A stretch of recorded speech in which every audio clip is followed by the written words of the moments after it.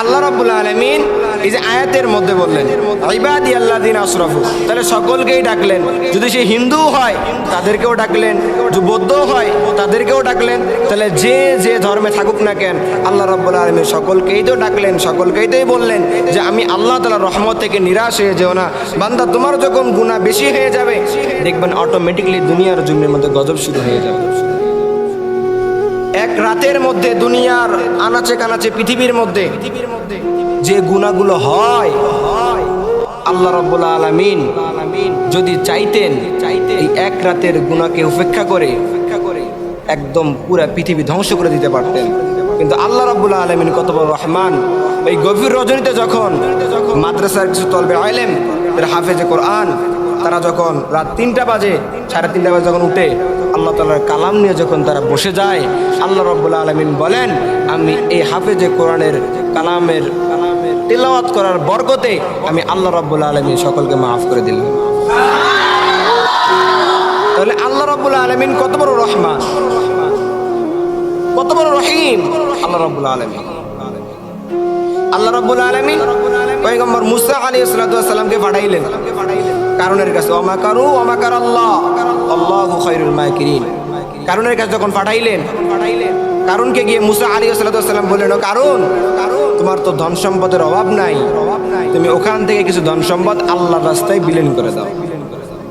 কারুন বলেন যে আমার এত ধন সম্পদ, তোমার আল্লাহ কি এতই ঠেকার মধ্যে পড়লো যে আমি কারুনের কাছ থেকে ধন সম্পদ ধার চাই? আমি কারুনের কাছ থেকে ধন সম্পদ ধার চাই? কারুনের এত পরিমাণ সম্পত্তি ছিল, তার গোডাউনে তালার চাবি বহন করতে ৭৭টা উট লাগতো শুধু তালার চাবি টাঙানোর জন্য। তার গোডাউনে এত পরিমাণ ধন সম্পদ ছিল তার। এমন করে যখন বললেন, এইটা বলার পর তখন মুসা আলাইহিস সালাম একটু রাগ বেশি ছিল, রাগী একজন নবী ছিলেন। তো উনার যখন রাগ উঠতো উনার পাগড়ি ভেদ করে মাথার চুলগুলো দাঁড়িয়ে যেত। তখন মুসা আলাইহিস সালাম বলেন, আল্লাহ এই মাটিকে আমার অনুগত করে দেন, এই মাটিকে আমার অনুগত করে দেন। আল্লাহ রাব্বুল আলামিন বলেন, যাও দিয়ে দিলাম।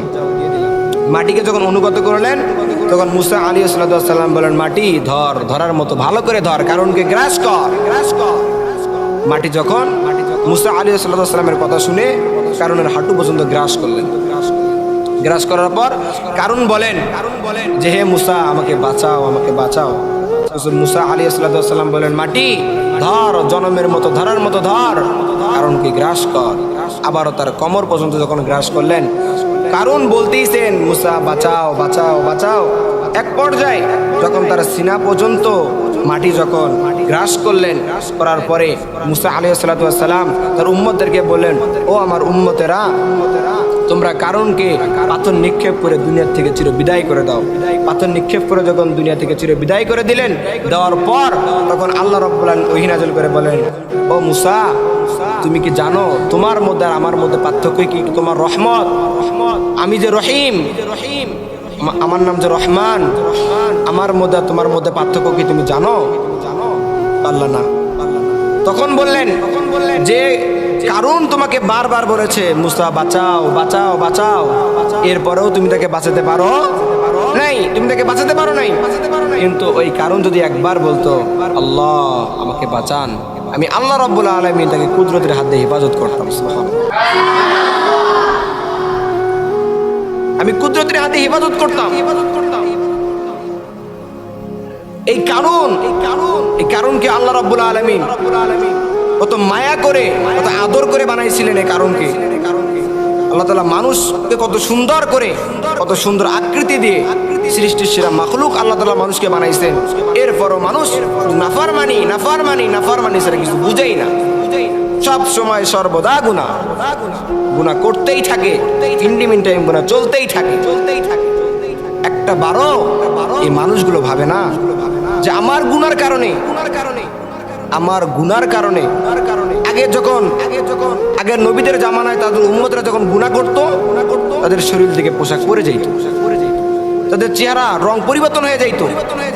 কিন্তু আমরা যে নবী পাইছি, এই নবী পাওয়ার কারণে আমাদের চেহারাও পরিবর্তন হয় না, শরীর থেকে পোশাকও পরে যায় না। আমরা এত পরিমাণ গুনাহ করি, এই নবীর বরকতের কারণে আমরা এখন পর্যন্ত হেফাজত আছি। এর জন্য আসেন তাহলে যে নবী তার বরকতে আমরা এত সুন্দর অবস্থানের মধ্যে আছি, এর জন্য আল্লাহ তাআলার কাছে বেশি বেশি করে তওবা করা দরকার, ইস্তেগফার করা দরকার, বেশি বেশি করে তওবা করা দরকার।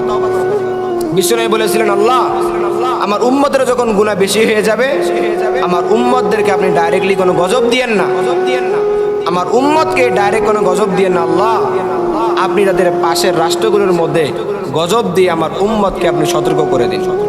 এ মুসলমান, আজকে দেখেন ফিলিস্তিনের মুসলমানদের হালত, ফিলিস্তিনের মুসলমানদের অবস্থা, আজকে আমাদের গুনার কারণে, আজকে আমাদের গুনার কারণে তারা আজকে বিপদের মধ্যে, আমাদের গুনার কারণে।